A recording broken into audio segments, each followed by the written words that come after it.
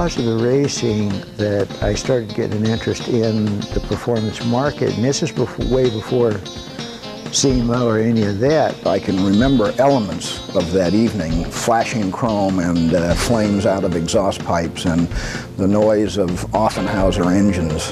When you first saw that cut-down Model T, oh, what could be more fun than that, to ride around in an open car like that? Our first introduction, in fact, you know, for me, was Hot Rod Magazine. Started working for a shop that sold performance parts. We had a real big street racing crowd. We all grew up together on the streets. My mother had been on my back to get rid of the Model A because it was so noisy and everything, you know, and didn't have any front fenders. In fact, I have no idea how I discovered wrenches, to tell you the truth, because the whole family was equipped with pens and accounting ledgers. So money was tight. I remember we bought the first Model T that I had was $7. We ran belly tanks, coupes.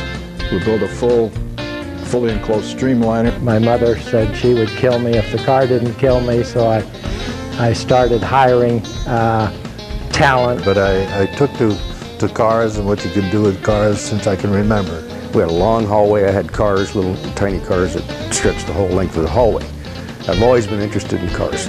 Really wanted a V8.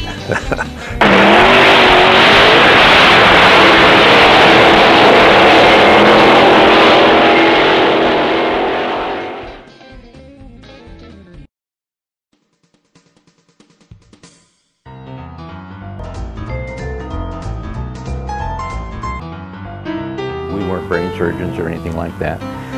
About the only thing that we could do within our frame of reference was go fast. We'd go to the dry lakes. We heard it from the older guys, we heard about these dry lakes up in the Mojave Desert, where it rains during the winter and floods it, and it smooths out and dries out, and it's ready for the next season of racing. And we make straightaway runs up there for time only, although they did have some drag races also. There was no organization, there was no nothing. And we'd get ideas and meet people we never saw before.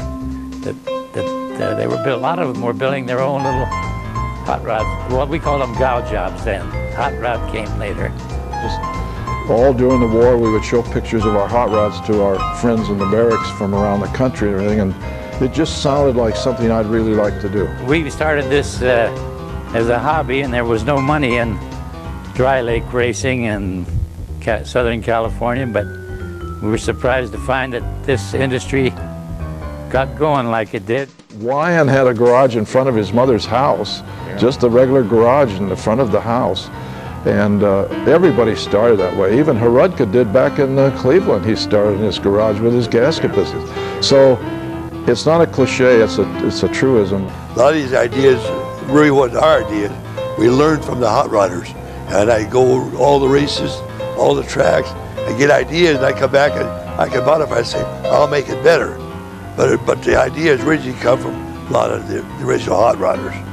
You filled a need, you know, a customer came in and said, you know, I've got this problem.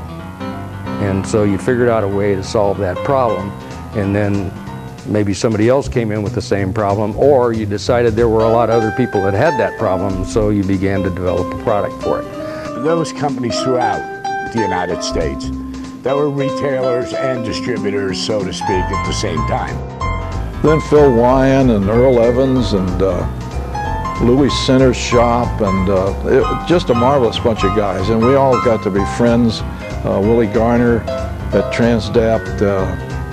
It was just great. They all ran to lakes or they participated in it, and they all started making equipment. And then it became quite a business. Gradually, more and more people got in the business, and that's how it was. It was just a great group of guys that eventually felt the need to get together and form an organization. We used to talk occasionally about the fact that we really needed to have a manufacturers association, and someday we really need to do that.